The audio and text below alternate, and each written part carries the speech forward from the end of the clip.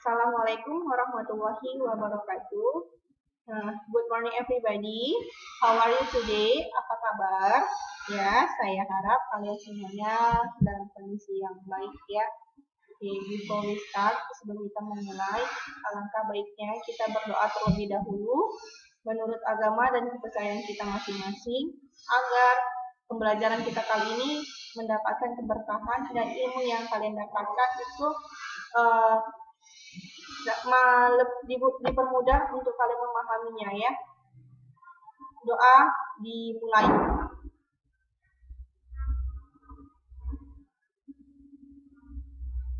Doa selesai. Okay. For this meeting, untuk pertemuan kali ini, we can discuss about descriptive text. Kita akan membahas tentang descriptive text ya. Sebelum kita memasuki apa itu descriptive text, alangkah baiknya kalian harus tahu dulu apa sih tujuan pembelajaran kita pada pertemuan kali ini. Yang pertama yaitu mengidentifikasi fungsi sosial pada teks deskriptif, lisan dan tulis terkait tempat wisata dan bangunan bersejarah terkenal. Kemudian yang kedua adalah memahami struktur teks ungkapan memberi dan meminta informasi terkait tempat wisata dan bangunan bersejarah terkenal. Yang ketiga, memahami unsur kebahasaan dari ungkapan memberi dan meminta informasi terkait tempat wisata dan bangunan bersejarah. Ya. Next. Descriptive text. What is the descriptive text? Apa sih itu descriptive text? Descriptive text is a text that describes a noun. Sebuah teks yang menggambarkan, describe itu menggambarkan atau memaparkan a noun. A noun itu adalah sebuah kata benda. Nah, kata benda di sini bukan hanya benda ya, tapi tempat wisata benda, hewan benda, tumbuhan benda, manusia juga benda. Jadi di sini dia menggambarkan satu objek, fokus pada satu objek saja. Okay. The purpose of the descriptive text is to describe a noun. Tujuannya adalah untuk menggambarkan. Tujuan dari teks deskriptif ini adalah to describe, untuk menggambarkan sebuah kata benda. Ya. Nah, untuk membuat deskriptif text ini, kita harus tahu terlebih dahulu macam mana sih polanya. Jadi tidak hanya di pelajaran matematika ya, kita bakal ketemui namanya rumus. Dalam membuat sebuah teks di dalam bahasa juga ada polanya. Ya, tapi bukan berupa angka, tapi dalam berupa tahapan, yaitu yang disebut struktur teks. Yang pertama ada identification. Yang kedua ialah description, ya. Okay. What are the identification and description? Apa sih itu identifikasi dan deskripsi ini? Kita lihat ya. First, identification. Identification ini berisi pengenalan atau penggambaran umum mengenai objek atau topik yang akan dibahas. Oke, jadi gini.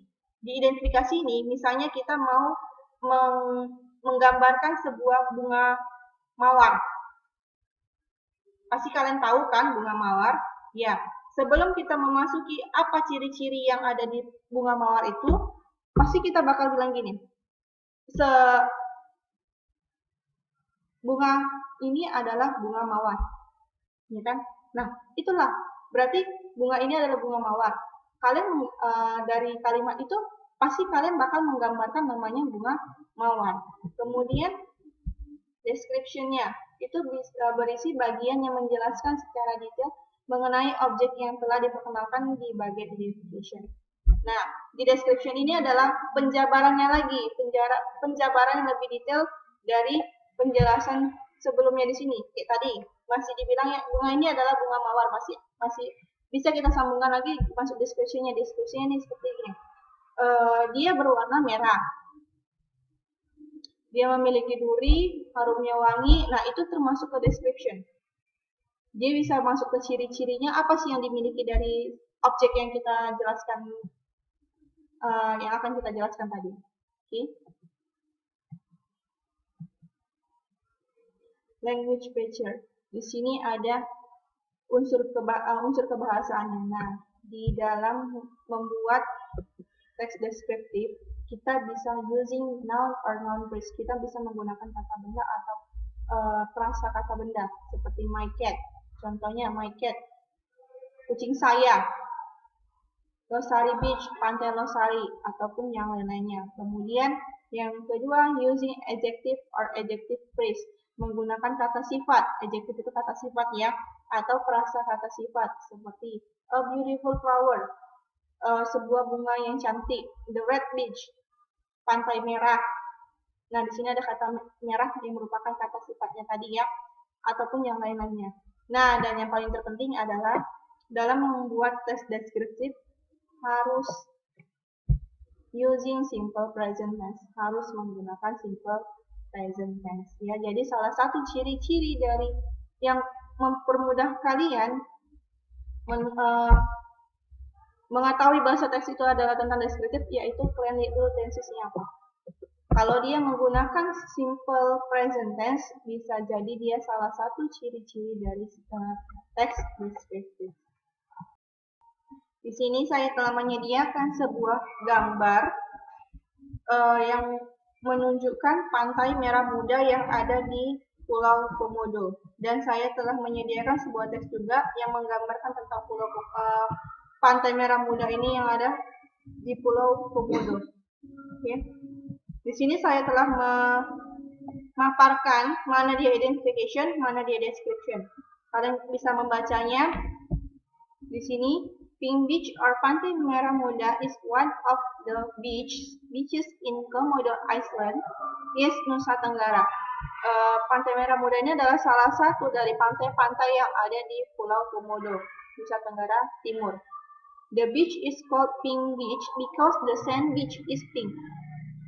Pantai ini disebut Pantai Merah Muda karena dia pasirnya berwarna merah muda. Nah, di sini kan dia yang dijelaskan di sini adalah masih gambaran umumnya, ya kan?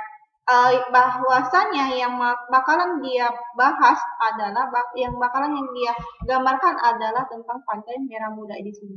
Nah, kemudian masuk di description-nya. Di sini deskripsinya adalah rincian khususnya atau gambaran lebih khusus dari Pantai Merah Muda di sini.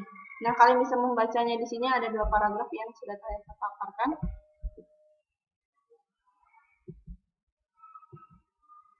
Oke, saya kira cukup untuk pertemuan kali ini. Saya harap kalian dapat memahami materi yang saya sampaikan tadi dengan mudah. Sebelum kita menutup pembelajaran kita kali ini, alangkah baiknya kita berdoa terlebih dahulu. Doa dimulai. Doa selesai. See you. Nice to meet you. Senang berjumpa dengan kalian. Tetap semangat. Tetap selalu belajar. Walaupun pembelajaran kita melalui online ya. Okay. The last. Assalamualaikum warahmatullahi wabarakatuh.